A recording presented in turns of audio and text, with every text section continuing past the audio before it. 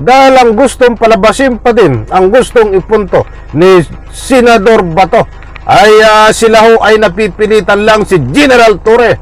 Napapasubo na, mga kaibigan. Naku po, anak ng katakot-takot ka, Bato. Dapat wala ka diyan sa Senado. Wala kang karapatan na ganyanin si General Torre at ang mga kapulisan. That is an aid of legislation lamang ang ginagawa nyo dyan. Gumawa ng mga hakbang na kakulangan amindahan ang anumang batas. Pero yung ganyang pangunahan mo si General Torre na para palayasin diyan, naku po, wala kang karapatan. Ako, yan ang nangyari ngayon. Napasubo na kayo dyan kahit hindi nyo nakikita. Pastor Kibuloy, tuluyuan na lang ninyo. Ayaw na ninyong umalis.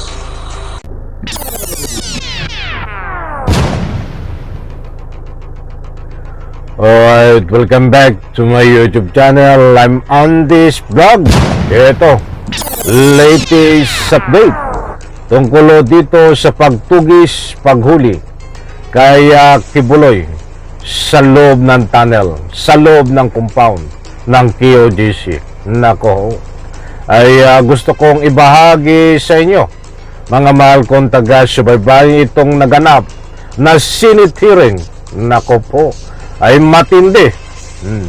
Matinding kalukuhan ang pinakita sa Senate hearing nitong si Senador Bato. Mantakin nyo, itong si General Torre ay pinapalayas ni Senador Bato diyan ho sa loob ng compound ng KOJC. At nang sa ganon, bigyan ng proteksyon si Kibuloy na hindi mahuli dahil pinanindigan ni General Torre na positive, meaning positive, ay nandiyan si Kibuloy sa loob ng tunnel but by mga dahilan kaya hindi pa mahuli. Nako ho, ay pahiya dito si Bato sapagkat ayaw umalis ni General Torre. Aalis lang ho sila kapag naaresto na itong si Kibuloy.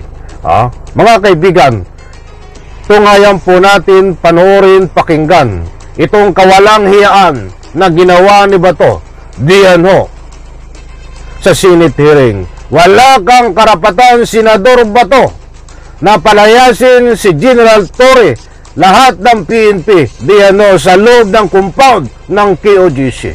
Ang layunin mo dito, kung bakit pinapalayas mo si General Torre ay para mabigyan ng proteksyon, hindi mahuli si Kibuloy. Yan ho ang katotohanan. Ito, mga kaibigan, pakinggan po natin.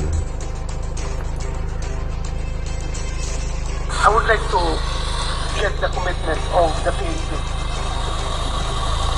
Ano ba talaga? Are you willing to sacrifice the future of the children ng mga estudyante? Hindi sila makapag-aral dahil sa continued crisis niyo dyan sa area? Sir, we are not preventing them. We are not preventing them to continue with their Yeah, you're not preventing them, but kung ako ang estudyante, hindi ako papasok dyan na ganyan kadaming pulis. Hindi ako papasok dyan. Ako teacher, hindi ako komportable na magkaklase dyan kung ganyan kadaming pulis sa loob. I think more than me, sir, there's one person that we can ask to end all of this, sir. And I think we know who he is. Because Kaya nga, your quest for the arrest of Pastor Kibuloy would mean sacrificing everything. Yung mga bata na nag-aaral, yung mga tao na nakatira dyan. Loko-loko ka, Bato?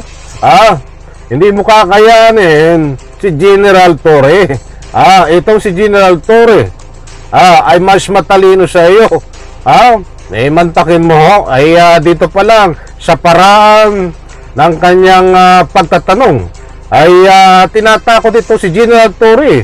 Ginagawang human shield nitong si General Bato, itong mga bata na mga mag-aral. Nako. Ganun ba? So you will continue to stay.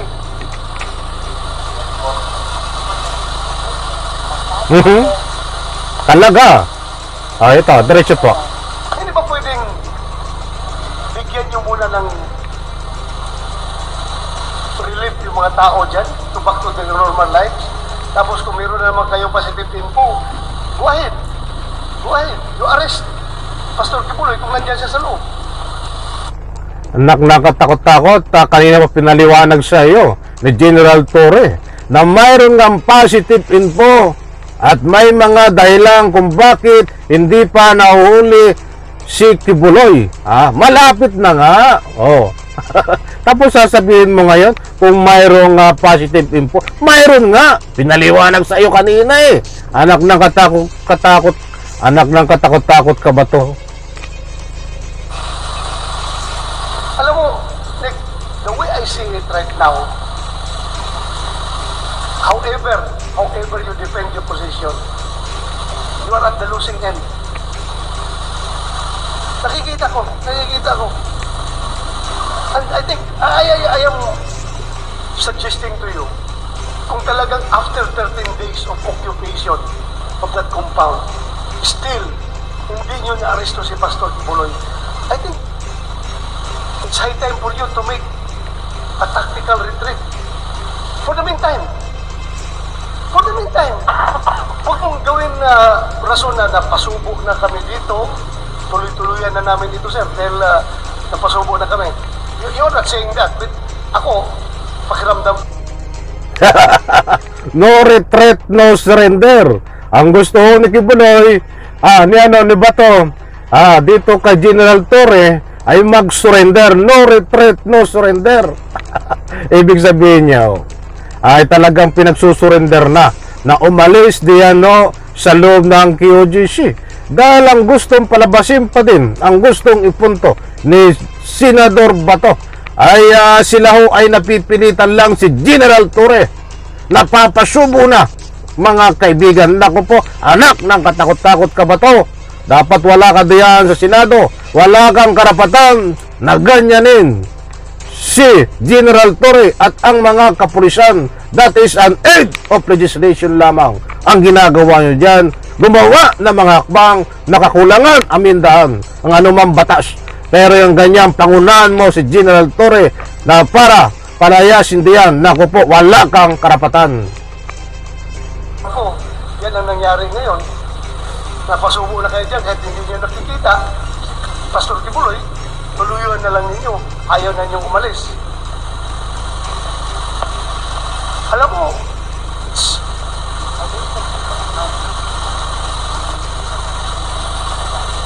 kung babalik sa normal yung buhay ng mga taga-QGC, pag umalis kayo dyan, pati yung mga pulis natin, babalik rin sa normal yung buhay nila. And we are not preventing you from striking back. Kung meron kayong mabigat na informasyon na nandyan talaga si Pastor, pasukin nyo, arestuhin nyo. Pero continuously staying there is detrimental to both of the parties, QGC at saka kayo, police. Detrimental to both sides yan. Kaya I am appealing to you in the name of humanity, please be human enough to consider all these things. Please be human enough. Nakatakot-takot si Bato. Please be human enough. Anong pinagsasabi mo? Talagang tinatakot pa itong si General Torre na talagang umalis na yan. Ha? Napasubo lang daw si General Torre na kahit kaya hindi mahuli itong si Kibuloy, ay nandiyan ho. Kasubuan na daw, huwag mo ang pababain. Ang antas ng kapulisan, Senador Bato, naging PNP chief ka din. Sa bagay, ito ang PNP chief na hindi alam ang rules kung paano naging legal ang warrant of arrest. Saka po natin tatalakayin, may ebidensya po tayo na ito isang walang alam na PNP chief regarding ang rules dito sa paghuli na legal ang warrant of arrest. Nako ho. I cannot give you a direct order, although gustong-gusto ko talaga sabihan kayo na umalis na kayo dyan, but I cannot give you a direct order, otherwise, it will be a legislative overreach. I'm not part of your chain of command. Hindi ko kayo pwede orderan dyan.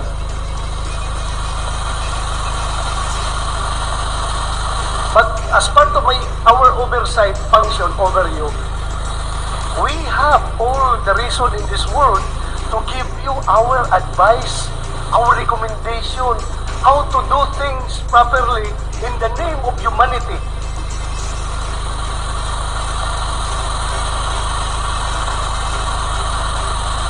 Magiging normal ang buhay nila, magiging normal ang buhay ninyo kung babalik kayo. Then kung meron naman kayong informasyon, go ahead. Nobody's stopping you. Pero yung ganyan tuloy-tuloy na lang kayo, I am running out of reasons to explain to the people why are these policemen are still there after how many days continuously occupying because gusto nilang kalkalin lahat ng lugar. Ay, Ang laking kalokohan mo ba to? Huwag mong idamay ang taong bayan. Dahil nagtatanong daw ang taong bayan kung bakit nandiyan ang mga pulis. Huwag mong gawin yan, Senador Bato. Ang tagasunod mo lang. Ang tagasunod ni Kibuloy. Pero hindi po lahat ng taong bayan ay nagtatanong kung bakit nandiyan ang mga pulis. Malawak ang pangunawa ng taong bayan na karapatan ni General Torre na mag-steady yan. At nasa ganon, hindi po sila aalis na hindi mapupusas, na hindi dala itong si Kibuloy. Ikaw pati natatakot tumatanaw ka lang ng utang na loob. Alam mo naman yun dati kang PNP chief. Sabagay, ito ang dating PNP chief nga na sinasabi ko sa iyo kanina. Saka natin tatalakayin na mayroong hindi po alam. Warrant of arrest kung paano maging legal isilbi. Hindi po alam. Nako. hindi ko in-invalidate yung mga rason ninyo na meron kayo nakikita, meron kayo informasyon. Okay, that's part of your job. Pero sa ngayon naman siguro, you cannot justify your existence there inside the compound for how many days na.